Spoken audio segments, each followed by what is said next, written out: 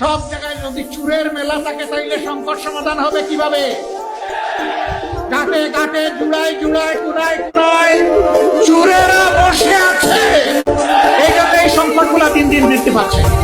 কিন্তু সেটা বৈধভাবে যেতে হবে। সেটা চুরি করে কেন?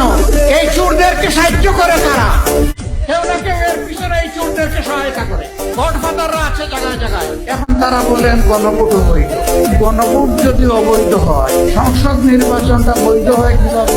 কি চমৎকার যুক্তি! একই ডেক্সিতে ঘুষ তো পাকানো হয়েছে, ঘুষের জোর হলো হারাম আর ঘুষ তো হালাল। কি আশ্চর্য ব্যাপার! যদি গণভোট হারাম হয় তাইলে সংসদ নির্বাচন হারাম, আর সংসদ নির্বাচন হারাম হলে এখন দেশে কোন সরকার নাই। আগে যারা ছিল এরা পালিয়ে গেছে, আর এখন যারা আছেন তারা তাদের বক্তব্য অনুযায়ী বৈধ নয়। তাহলে দেশটার কি হবে? Doctrine of necessity and will of the people বলে যে কথা আছে, যে এটা হচ্ছে সংবিধানের উপরে।